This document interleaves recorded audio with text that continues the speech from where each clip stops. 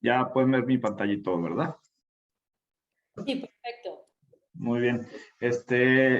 Bueno, este es el proyecto que el título, a pesar de algunos cambios y ajustes que se han hecho, me parece que se queda anotado en las cosas que estoy tratando de revisar, que es la representación de personajes ricos y pobres en el cine mexicano contemporáneo.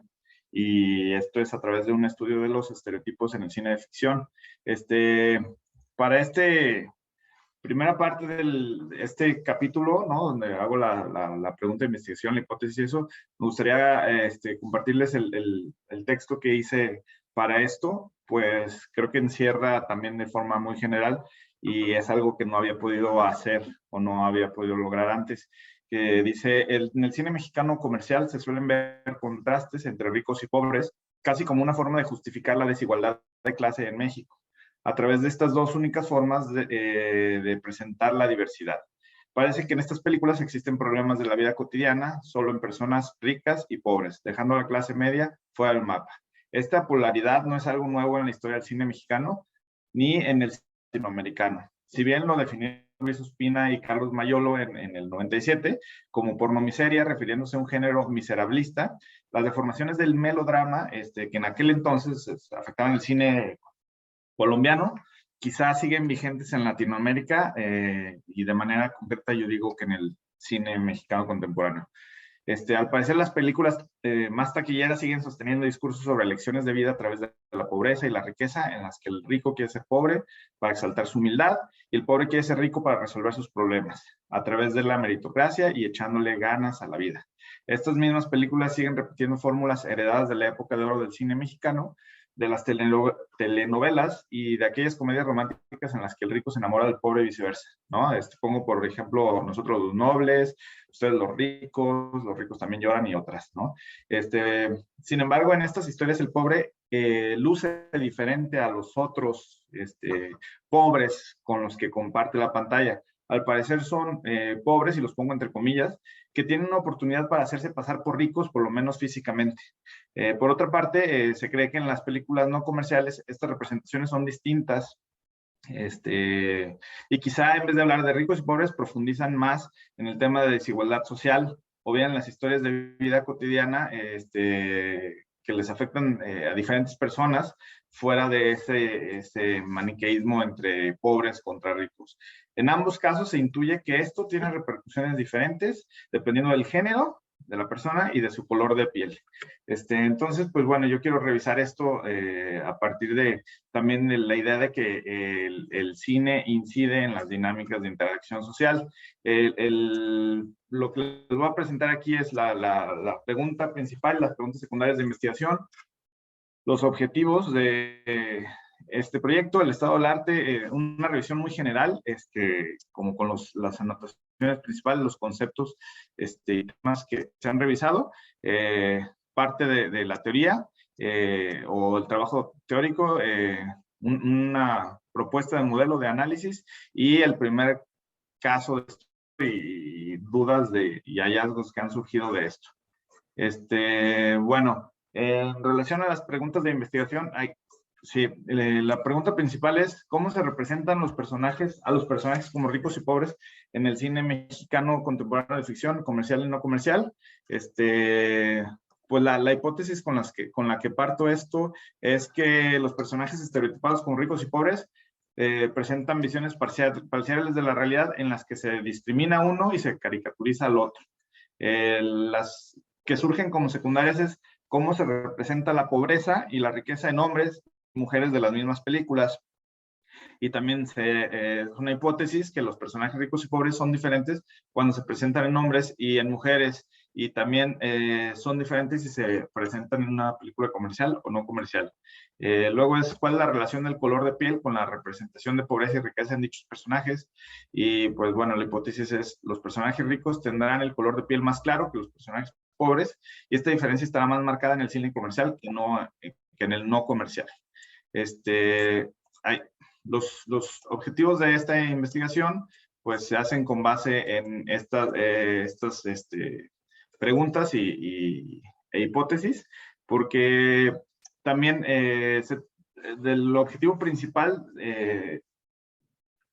se busca delinear cómo se presentan visualmente algunas condiciones que podrían celebrar los privilegios y discriminar las opresiones, ¿no? Entonces, primero describir cómo se muestran los personajes ricos y pobres en el cine mexicano contemporáneo comercial y en el no comercial. Segundo, precisar cómo se relaciona la discriminación y el privilegio de clase con la condición de género y el color de piel. Y tercero, reconocer las posturas del cine comercial y del no comercial sobre los objetivos anteriores.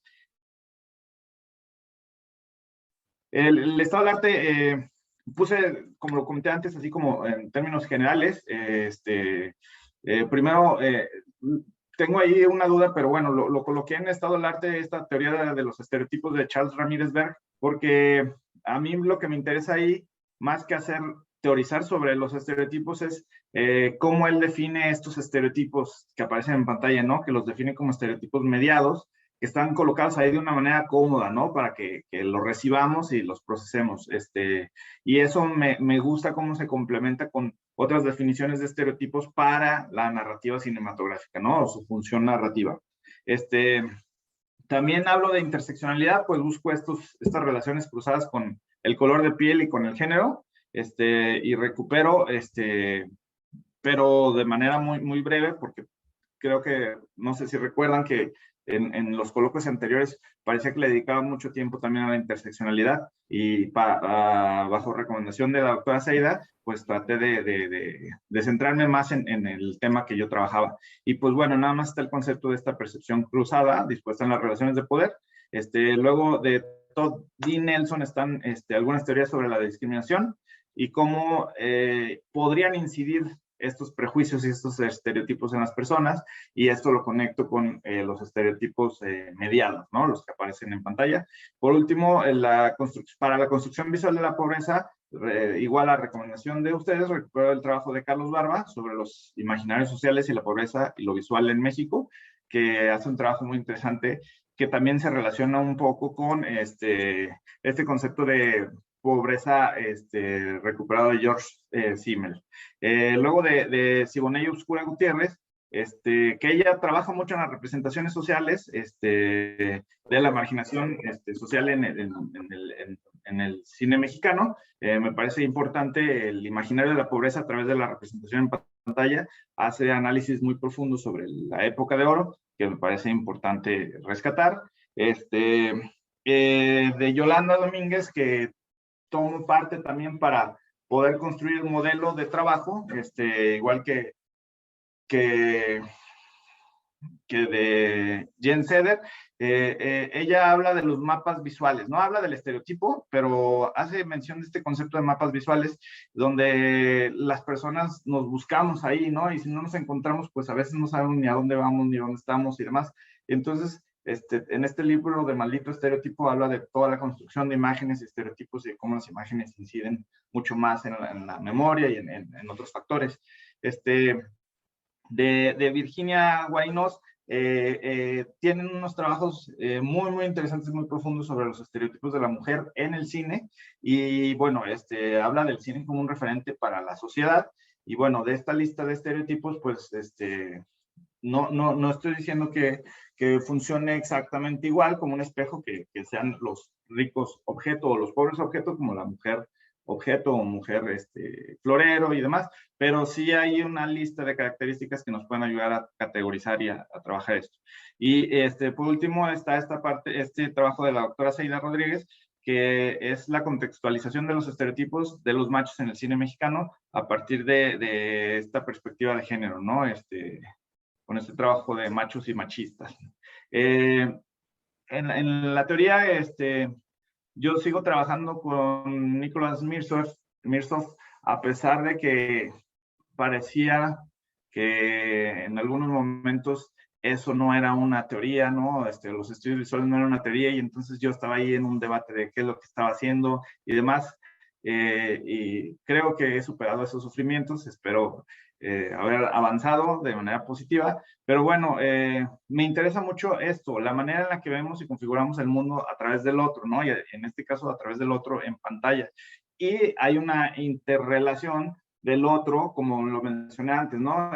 Una cosa es ese pobre que tiene la oportunidad de ser, de convertirse en rico, de aparentar ser rico, y otra cosa es el resto de las demás personas, ¿no? Y bueno, para eso los estudios visuales nos ayudan cuestionándonos cómo ver el mundo a partir de estos conceptos de visualidad y contravisualidad. Los estudios visuales tienen un énfasis mayor en lo visual, en lo que es visto. Se están bosquejando a algunos cambios para ver también el mundo que está cambiando y que es cambiante, ¿no? Y, y pues estos cuestionamientos de cómo hablar el mundo nos ayudan a preguntarnos también cómo ver al otro, ¿no? Históricamente en el cine se han configurado algunos modos de ver y en el cine mexicano, específicamente a la hora de hablar de ricos y pobres, se han configurado también esos modos de ver, ¿no? Eh, estas cosas que vemos también, la cultura visual, los estudios visuales nos ayudan a generar un modelo mental de visión de lo que tenemos ahí enfrente, de lo que podemos hacer en consecuencia de ellos, y nos ayudan a entender esta cuestión de las personas en la pantalla cinematográfica, porque pues los medios de comunicación, de acuerdo con Mirzoff, son medios sociales y los usamos para representar a los demás. Quizá esto nos puede ayudar a entender nuevas formas de representarnos que nos pueden servir como un agente que transforme significados, en este caso sociales. Los conceptos de visualidad y contravisualidad, pues los utiliza precisamente para profundizar en esos modos de ver, en las prácticas de mirar, que más allá de un objeto o de una sola cosa, se mencionan más elementos que experimentamos, ¿no? A la hora de ver. Y entonces, recupera este concepto de visualidad de Thomas Carlyle, y cuestiona esta visión que es como una visión desde arriba, ¿no? Del mundo, en la que parece que estamos alejados de las personas, o esta visión está más bien alejada de las personas comunes y corrientes, y dice que ese concepto de visualidad es limitado, por eso trabaja el concepto de contravisualidad como una contraparte de esa mirada vigilante, o de jefe o de inspector, y pone un ejemplo de los hombres blancos y los hombres africanos, ¿no? A la hora de tener la visualidad, una y otra respectivamente. Yolanda Domínguez recupera, bueno, no recupera, pero queda en diálogo con esta parte de cómo nos configuramos del mapa visual de lo social, y ella dice, bueno, pues que nos vamos a colocar en algún lugar o no nos vamos a colocar. Entonces aquí también empezamos a hablar de la visibilidad o la invisibilidad de ciertas cosas. Dice que, Mirzoff dice que el término contravisual es un campo de estudio académico cuya práctica es relativamente moderna y debería ser más que cercana a lo global, pues lo global configura y moldea la comprensión de la modernidad. Entonces, bueno, a partir de ahí ya también recupero un par de voces más de los estudios visuales, las siguientes de José Luis Brea, que también él habla de la visualidad, ¿no? Y dice que no hay una visualidad pura y que los actos de ver, que son complejos y que resultan de un entramado de operaciones mentales, de imaginarios, de medios, de varias cuestiones textuales y otras cosas que también se agregan a los intereses de representación, que a veces suelen estar en controversia, como la clase, el género y la raza, ¿no? Y dice que todo acto de ver es un resultado de una construcción social. Entonces, me parece que esto representa pues también un reto, ¿no? En relación al enfoque, ¿no? De la presentación de personajes ricos y pobres a partir de estereotipos y la caracterización.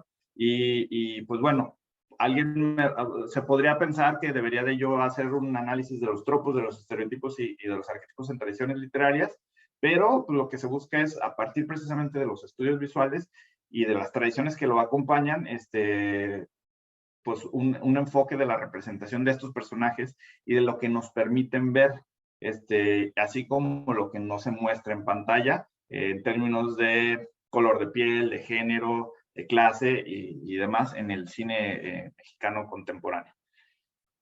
Otra parte es, como lo mencioné en un principio, sobre los estereotipos. su función narrativa y lo que inciden socialmente. Entonces, pues bueno, los personajes están creados a partir de la reproducción de estereotipos.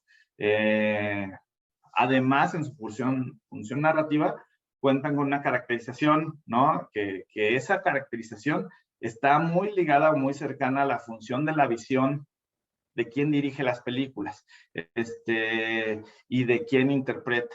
Entonces, es importante considerarlo así, ¿no? No tanto como el arquetipo, sino el estereotipo y la característica. Es importante también destacar que una de las características principales del lenguaje cinematográfico es que sea sintético, ¿no? Y en torno al lenguaje cinematográfico precisamente y a través de redes que hay que constar. Se concluye que no necesariamente los estereotipos por sí solos sean problemáticos, pero pueden o suelen estar a cierta hegemonía cultural que está condicionada por el género, por la clase y por el color de piel. O bueno, en este caso Yolanda Mercader dice que por la raza. La forma en que se crean estos personajes, como dije antes, también tiene que ver con el ojo de quien los crea, ¿no? Y también el ojo de quien los mira. Sus características sociales son traducidas a las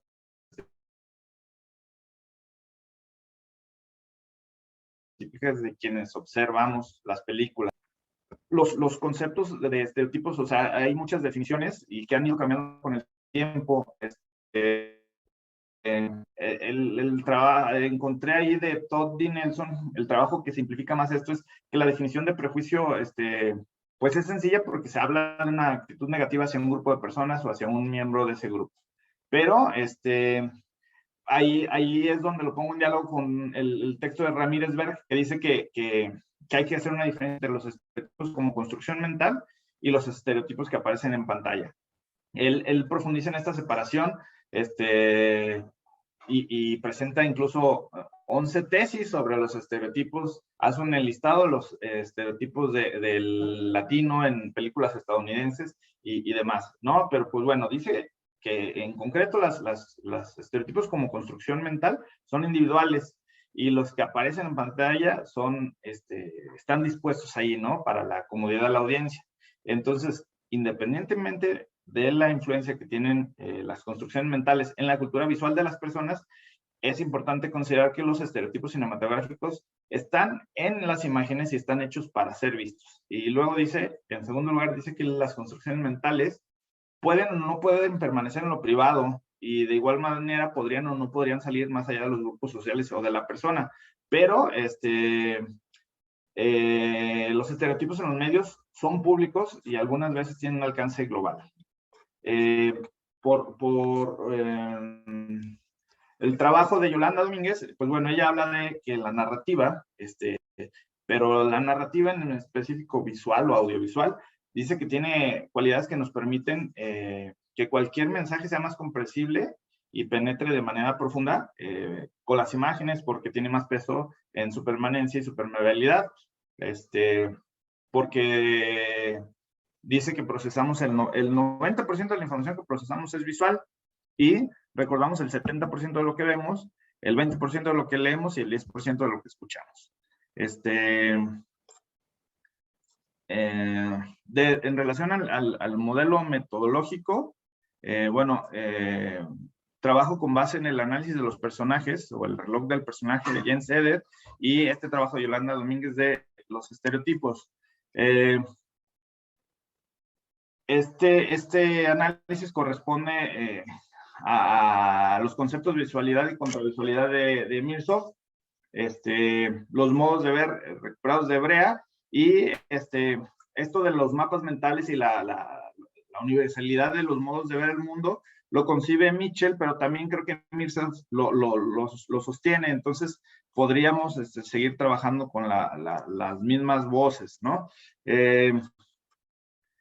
Los estudios visuales sostienen diversidad de enfoques y herramientas para el trabajo del análisis de la imagen. En este caso, el trazo de mapas visuales fue posible utilizar instrumentos teóricos del análisis del personaje, como el reloj del personaje, los modos de ver como resultado de construcciones culturales y la categorización del otro como estereotipo a partir de la teoría científica social y los estudios culturales para al final poder dibujar un mapa visual con estos cruces interseccionales de clase, género y color de piel.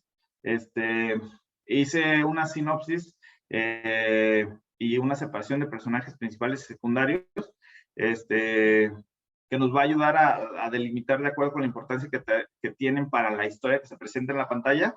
Y de acuerdo a este concepto de reloj del personaje, vamos a considerar a los personajes como artefactos y como seres representados, por lo que serán fichas, breves fichas técnicas con los trabajos más representativos de quienes interpretan al personaje,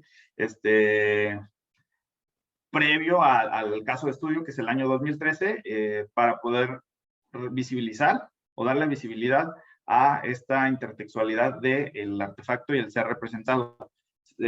Podemos ver un poco más de cerca, pues esta parte del contexto de visualización, de visualidad, los actos de ver, contravisualidad.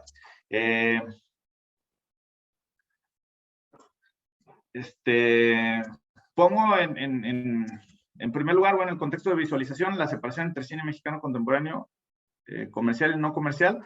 Creo que ya lo había definido en coloquios anteriores, que el comercial se basa en la definición del cine mainstream, y el no comercial del art house, y también en estas análisis que hace de las historias Bordwell, de la estructura clásica de Hollywood y del cine arte, ¿no?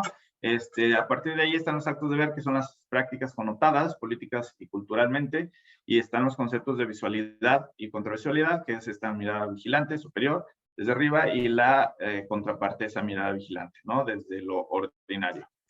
De ahí nos vamos al cine como una representación de la realidad, y por una parte tenemos los estereotipos, y no sé si fue un error poner el otro estereotipo o poner otros estereotipos o otros tipos de estereotipos, no sé cómo sería mejor, pero bueno, hablo de esos ricos y pobres y hablo de las personas que están alrededor, ¿no?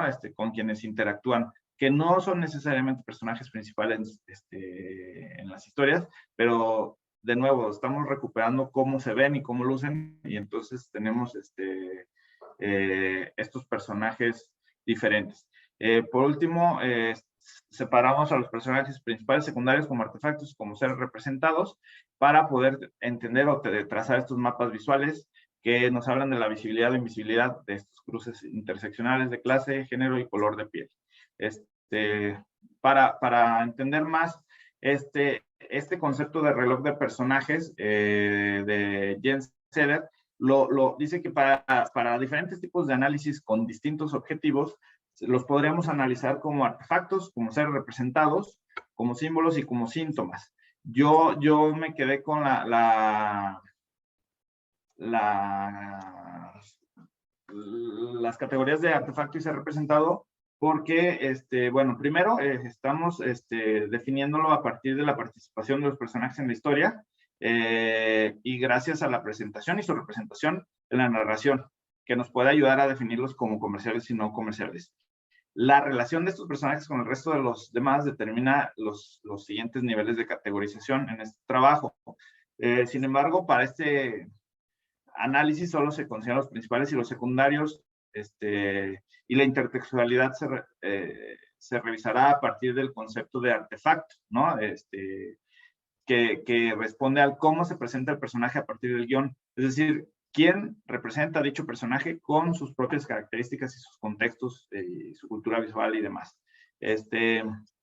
Para poder delimitar la muestra, haré una sinopsis de las películas en las que pretendo dar a conocer la historia, sus personajes principales con sus características causales, motivacionales, para determinar si están más cercanos a lo comercial o a lo no comercial, de acuerdo con los conceptos y categorías mencionados antes, que tienen relación con la representación definida por Bordwell, como la narración cinematográfica, ¿no? Quizá esto lo debería haber mencionado antes, ¿no? Cuando hablo de representación, hablo de la narración cinematográfica. En ambos casos, como artefacto y como ser representado, se incluyen elementos que corresponden a la representación física del personaje y a su caracterización. Como artefacto están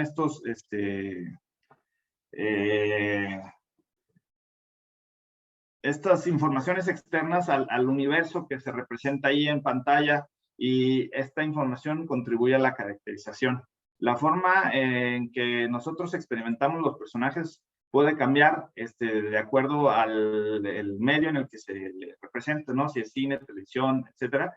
Y esto se reconoce como los modos de representación, que en este caso lo vamos a tomar en cuenta como un modo de representación mediada, o sea, como un estereotipo mediado, ¿no? Estas caracterizaciones corresponden a otros aspectos parciales, por ejemplo, el tiempo que aparecen en pantalla, sus escenas con diálogos, los puntos importantes de la trama, su participación en la resolución de la historia y otras cuestiones, ¿no?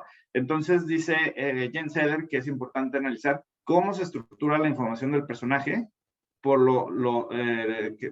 ello se caracterizan en principales y secundarios, independientemente si son protagonistas o antagonistas, ¿no? Para la historia, siempre y cuando sean presentados como estereotipos, ¿no? Y por eso pongo los ejemplos de Ramírez de El Bandido, ¿no? Amanerado, de Mercader, La Mujer Florero, de Guarinos, y en todos casos se descubre que la caracterización y el personaje no son más que una categoría asignada previamente. Los modos específicos de representación tienen que ver con el reparto, con el Star System, los estilos de actuación, la puesta en escena, la cinematografía, el diseño sonoro, la música y el montaje. La distribución textual de la información tiene que ver con ciertas frases específicas, fuentes, modos, duración, cantidad, frecuencia, densidad, secuencia, contexto y las relaciones que tienen los personajes. Las propiedades del artefacto tienen que ver con el realismo, la tipificación, la complejidad, la transparencia y... ¿Perdón? Se terminó el tiempo, Rubén, hace un ratito. Perdón, perdón la interrupción, pero sí ya andamos sobre la media hora. Ok. ¿Cierro o ya me callo? No, no, cierra, por favor, sí, pero rápidamente. Bueno,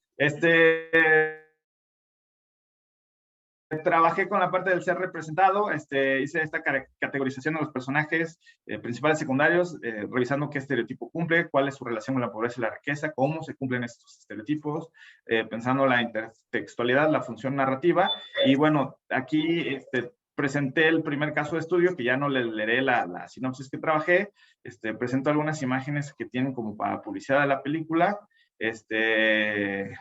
y separo los personajes principales y los secundarios a través de una categorización que a veces cumple otros estereotipos antes que el ser rico o que ser pobre, lo cual me lleva a unos hallazgos o algunas cuestiones que me parecen interesantes revisar a profundidad. Y una de mis grandes dudas o de nuestras grandes dudas es ¿por qué hacerlo con tantas películas? No alcancé a mencionar el contexto, pero ese año 2013 y estas películas tienen que ver con el impacto en taquilla, ¿no? Históricamente es el año de mayor impacto en taquilla en México, en salas de cine en México.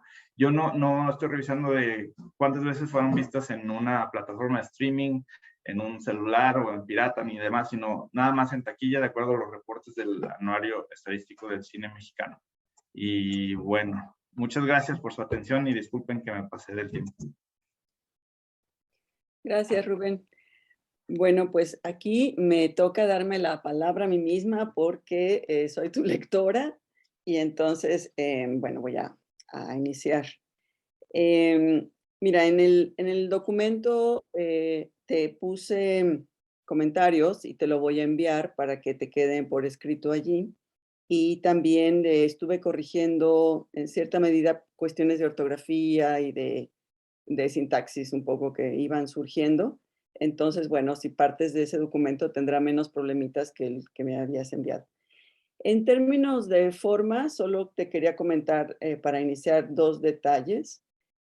Cuando citen tesis de chicas, en este caso Rubén cita la tesis de Paulina Reinaga y de Alejandra Sañudo, no es necesario, o más bien no es pertinente decir Paulina y su tesis de maestría tal, sino simplemente poner Reinaga, el año y ya en la bibliografía se dirá el dato, es decir, el título de la tesis y luego tesis de maestría en comunicación con el año en que se terminó, ¿no? Esa tesis. Entonces no es correcto, digamos, poner ¿no? Que si fue una tesis o que si fue cualquier cosa. Se cita como una autora más, igual que Alejandra Sañudo, y ya el dato específico se verá en la bibliografía. Lo otro es que las citas con sangría, que están a la derecha, van en 11 puntos, la letra y a un espacio. Son cositas así de nada importancia, pero son como normas que marca APA y que hay que darles como seguimiento. Bueno, lo primero que te quiero comentar, Rubén, es que hay, como es común al llegar a estas alturas de sus tesis, como diferentes maneras en que está redactada tu pregunta. Y en estas diferencias entre la manera en que está redactada la pregunta general y las específicas, en algunas usas la palabra representaciones y en otras usas la palabra estereotipos y en otra usas la palabra en cómo se muestran los estereotipos. Entonces, digamos, decir cómo se muestra algo es inocuo, o sea, no tiene mayor relevancia, pero decir cómo se representa algo sí tiene relevancia, porque hay una teoría de las representaciones sociales, que es una teoría muy importante, que te estaría obligando a dar cuenta de si lo que estás trabajando son estereotipos o representaciones sociales sobre la riqueza y la pobreza. Tengo la impresión de que eso no es lo que te interesa, que estás usando la palabra representar en términos mucho más coloquiales, mucho más legos, ¿no?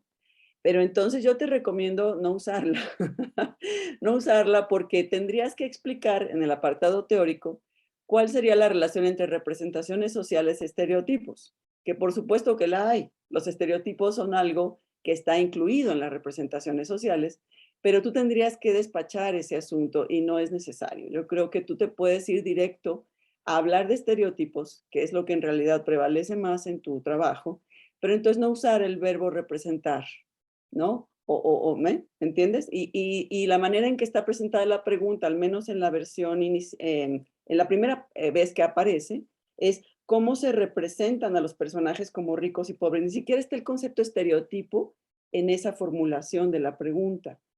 Luego ya en otras ocasiones que aparece la pregunta, si dices cuáles son los estereotipos. Entonces nada más tener cuidado con que la pregunta esté formulada de la misma manera todas las ocasiones en que esté mencionada la pregunta. Y estoy de acuerdo en que sea estereotipo el concepto central de la pregunta general, de la pregunta principal. Ya en las preguntas específicas, bueno, ya estás planteando otras cosas, ¿no? En fin, esa es una primera como observación. La segunda es que todo el tema de Mirsov, yo ya lo creía despachado en avances previos, es decir, creo que eso ya aparece de una manera amplia en las secciones iniciales de tu proyecto. Y ahora en la parte teórica, que es la que como que tiene, es como la nueva, que se amplió más y se profundizó más, vuelve a aparecer Mirsov. Y siento que es como de un nivel de abstracción tan grande que no se entiende muy bien en ese momento que el tema de los estilos visuales, de las visualidades y las contravisualidades, ¿qué tienen que ver con las películas? ¿Sí? Y eso se vuelve un poco complicado porque uno esperaría que en la parte teórica ya fueras muy al grano de cuáles son tus conceptos centrales necesarios para explicar tu objeto de estudio. Y la verdad es que visualidades y contravisualidades están en un nivel mucho más amplio, mucho más general, mucho más contextual de un campo de estudios, que es el de los estudios visuales, y que tú ya explicaste al inicio.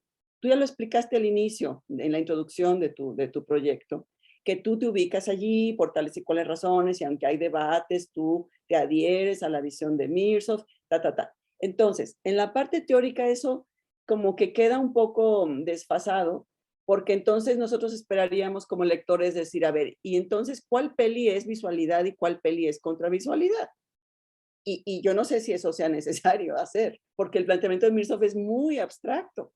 Entonces tú dices, a ver, ¿cuáles son los blancos ricos y cuáles son los negros estigmatizados en el cine comercial y no comercial. Creo que eso no, está muy difícil de conectar a ese nivel, ¿no? Entonces, deja a Mirzoff como al inicio, sería mi sugerencia, y más bien en el apartado teórico, vete directo a la cuestión de los estereotipos, porque eso en realidad es tu concepto central. Y bueno, lo siguiente que noto es que en esta parte teórica volviste a hacer como un estado de la cuestión.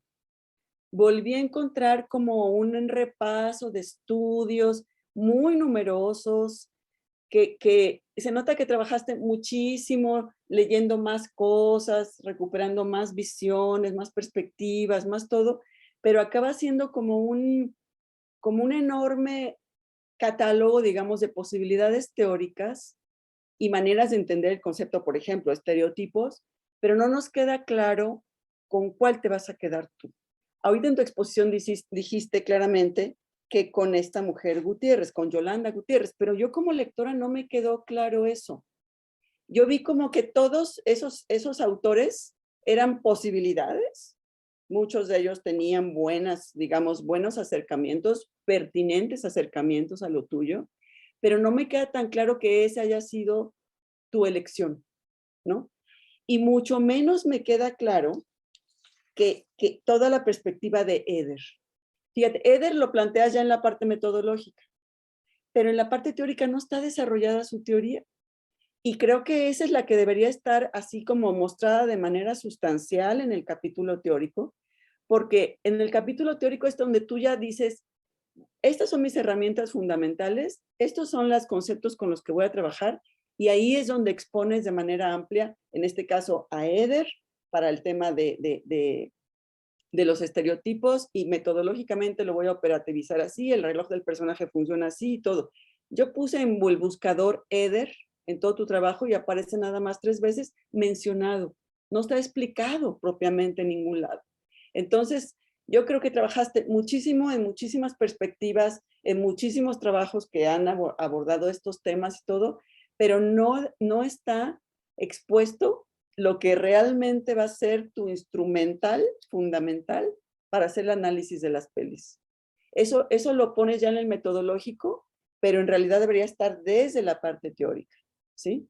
Entonces, vuelvo a mi orden original en que tenía mis comentarios. Rewind, en las hipótesis.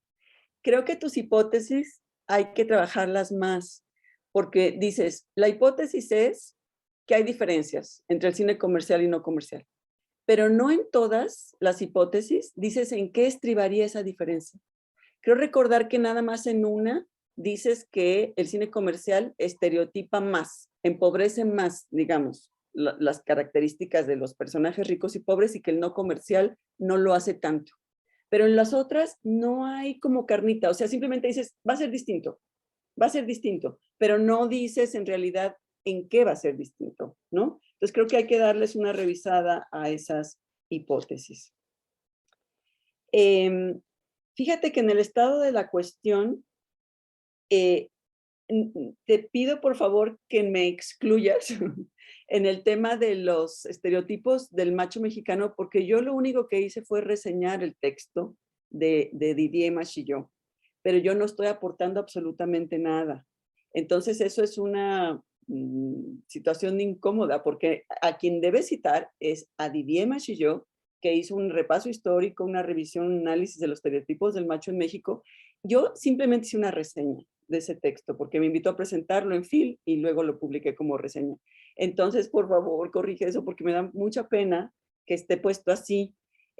No recuerdo si te envié el texto de Didier, el texto, fíjate que lo tengo medio perdido, no sé, la cosa es que podrías retomar sus ideas de mi reseña, pero decir que son sus ideas y no que son de Rodríguez Morales Eida, porque ahí sí la cosa se pone muy complicada, ¿sí? Eso nomás como un detalle. Ahora, volviendo al tema, al estado de la cuestión. No encontré, y mi idea es que tú tampoco, por supuesto, trabajos empíricos que analicen estereotipos sobre ricos.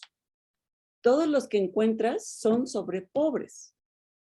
Y eso me parece un hallazgo muy irrelevante.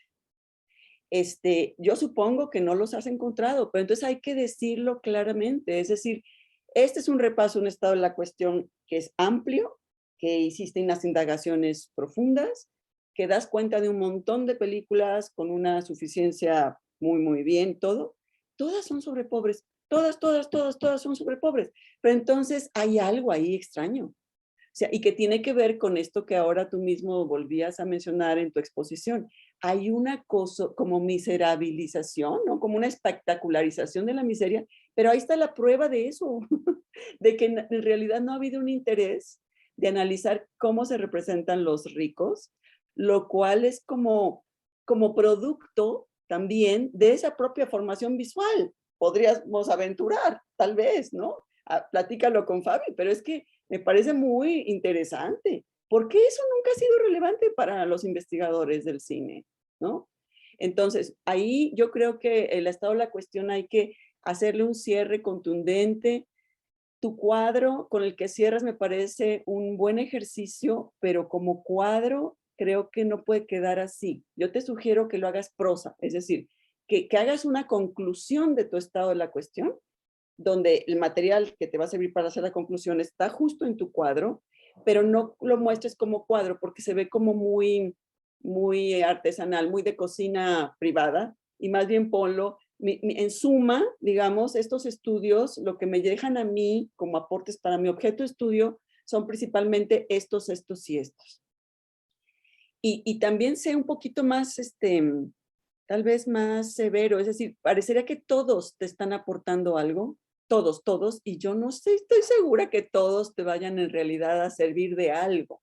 Es decir, como que intentaste relacionarlo necesariamente cada estudio con lo tuyo, pero pues a lo mejor no todos vas a retomarlos después.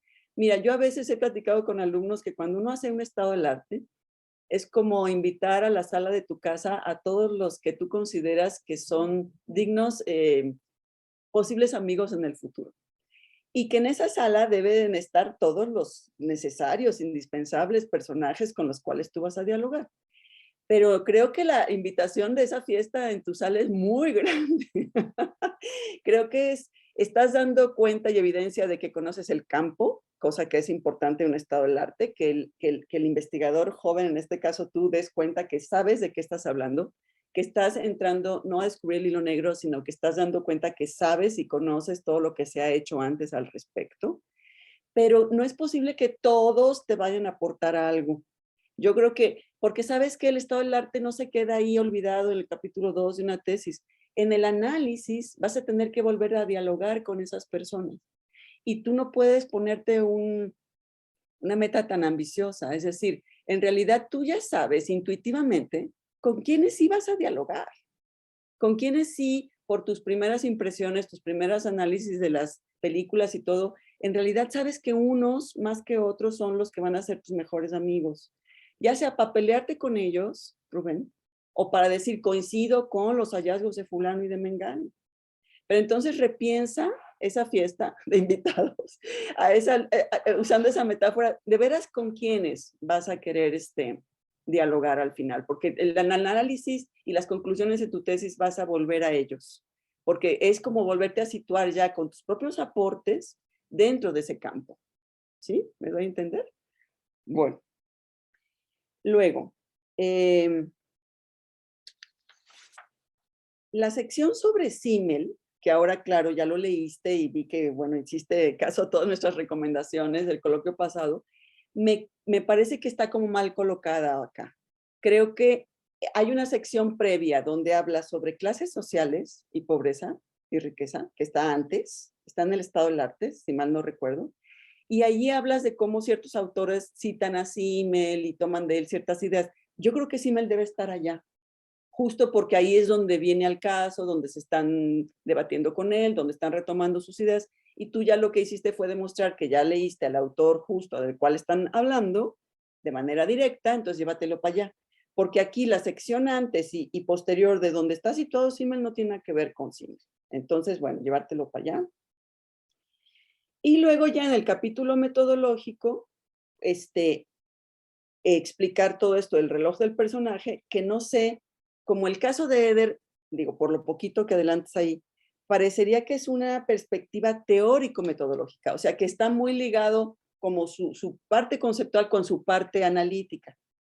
Tal vez hacer un capítulo teórico-metodológico junto, o no sé si en la propia obra de Eder vayas a distinguir lo teórico de lo metodológico. En ese caso, se vale que estén separados. Y si no fuera el caso, Rubén, pues haz un capítulo teórico-metodológico donde esté básicamente Eder y donde esté básicamente la perspectiva de esta mujer, eh, Yolanda Gutiérrez, que es la que creo que vas a retomar. Digamos, creo que urge adelgazar tu capítulo teórico, que está muy grande, que hay cosas que se pueden ir al estado del arte, hay cosas de hecho repetidas del estado del arte. Yo me encontré algunos párrafos que están igualitos aquí y allá. Lo de Mirsov, llevártelo a la parte donde hablas de Mirsov, que está creo que en la introducción de tu proyecto, ¿no? Y adelgazar ese capítulo teórico que está muy gordote y que no tiene lo que en realidad hace falta, que es con lo que tal cual vas a trabajar tus películas, ¿no? Entonces esa sería mi invitación. Y las pelis, ya vi las reseñas, están muy bien. Solo te sugeriría hacer más explícito cuáles son los personajes pobres y ricos de cada peli.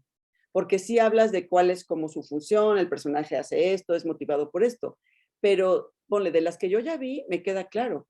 Pero las que no he visto, no me queda claro cuáles son ricos y pobres. Entonces, como dado que tu objeto es ese, pues que quedara claro en las reseñas quiénes son los personajes ricos y cuáles son los pobres, desde la propia reseña, para que ya, sin haber visto las películas, tus lectores tengamos información suficiente para entender lo que sigue, ¿no? Entonces, en fin, creo que trabajaste muchísimo, creo que hiciste como muchas más nuevas adquisiciones de tus lecturas, tus perspectivas y todo, y creo que ya es tiempo de adelgazar todo eso. Creo que ya es too much, ya olvídate de leer, ya quédate nada más con lo mínimo necesario para irte a tus películas, porque ya nomás falta un semestre y me preocupa un poco esta parte del tiempo. Entonces yo te invito a que hagas una labor de edición, de reorganización y clavarte ya en lo empírico.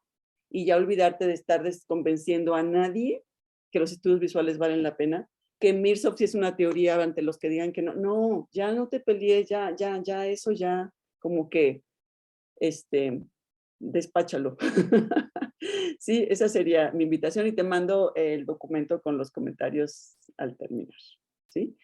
Y bueno, pues ahora toca la palabra a Fabi, por favor, adelante. No me pude contar el tiempo porque no puedo hacer todo al mismo tiempo. Así que no sé si ya me pasé. Adelante. No, pero supongo que porque estaba encantada. Me gusta mucho escucharte. Supongo, ya lo dirá Rubén, pero haces tanto eco con lo que hemos pensado y nos ayuda muchísimo. Y te agradezco enormemente la claridad y el punto por punto en el que nos acompañas, porque efectivamente esa es la sensación. Ha sido un semestre duro, ha sido un semestre, sí, de defender muchas cosas y creo que no eran tan necesarias y creo que es momento de trabajar hallazgos tan maravillosos como ese que señalas, que yo no había visto, por cierto, la carencia de los estudios empíricos sobre personajes ricos. Me dejaste así también, como, pero déjame revisarlo, ¿no? Y varias cosas que cuando yo leo a Rubén, yo tengo la impresión de que hay diferentes ideas que van a ser muy fuertes en el análisis, pero que están ahí pausadas, ¿no? Y que están esperando tener un lugar para poder desarrollarse. Y creo que llegó el momento. A mí me gusta mucho el trabajo de Yolanda Domínguez, me parece muy sólido. Me gusta mucho la recomendación que haces de hacer un capítulo teórico metodológico, porque creo que sin duda lo que más trabajo nos costaba pensar juntos a Rubén y a mí era esta separación de la teoría y el método, porque en realidad cuando se piensa desde los estudios visuales, siempre hay una relación como muy imbricada, sobre todo porque la idea es que todavía debe de materializarse en términos de investigación, eso que proponen varios de los autores de la cultura visual. Entonces, los que se animan en realidad están proponiendo métodos que también están siendo justificados desde lo teórico.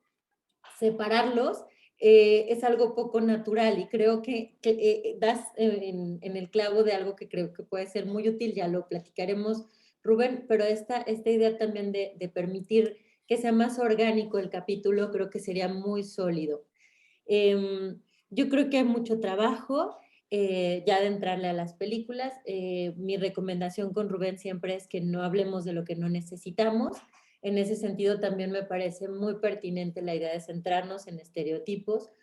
Rubén está estudiando personajes estereotipados y esos estereotipos tienen algo, ¿no? Y eso es lo que se está viendo en la tesis. A veces contribuyen a seguir reproduciendo algunos discursos normados, entiéndase visualidades, y algunas veces podrían generar propuestas nuevas, ¿no? Entonces, habrá que ver si eso es así y en dónde radica esa novedad de una tradición que además a mí me parece que Rubén explicó muy interesante y de forma tal vez un poco tímida, de cómo hay una carga muy grande de la televisión, de la cultura, que es previa a lo cinematográfico y que sigue perpetuando esta idea de que las grandes historias, sobre todo melodramáticas, siempre funcionan en esta tensión de la pobreza y la riqueza, de todos estos personajes que quieren ser estos y todos estos que no quieren ser estos otros, como si no hubiera más marcos ni más complejidades. Y tengo la impresión, por lo que Rubén ha compartido conmigo, que estas películas nos van a presentar, algunas de ellas, otras posibilidades. Entonces yo creo que también eso es muy interesante. No tengo más que decir, más que tomen nota exhaustiva, porque además creo que valía mucho la pena tener una mirada externa también de un proceso en el que sí, mi chamba con Rubén es decir que pare ya la parte teórica y que nos regresemos a trabajar con las materializaciones, con las películas, con los objetos, porque también ahí vamos a requerir esto que también señalas muy bien, Seida, volver a ser ancla con todo lo que habíamos escrito, ¿no? Entonces, esta idea de regresar a los autores que habían propuesto alguna cosa y vamos a ver hasta dónde hacen sentido con lo que Rubén está pensando o no. Entonces, yo creo que sí, tomamos la invitación de trabajar muchísimo porque sabemos también las condiciones de tiempo, que esto me imagino que involucra a todos los que están aquí.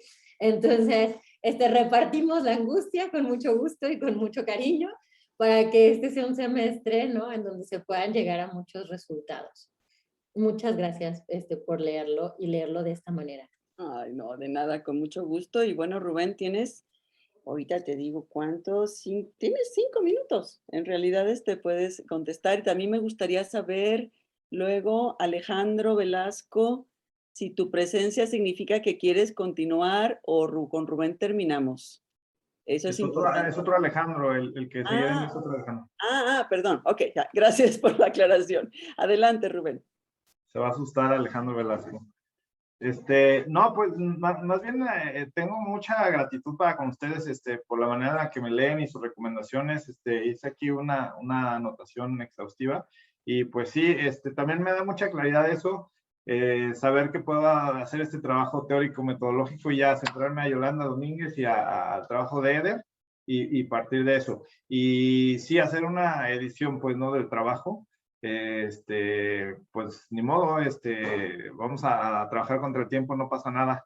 Ya llevo varios años de mi vida teniendo como 2 empleos siempre y ya estoy acostumbrado a la carga exhaustiva, entonces le vamos a dar con mucho gusto.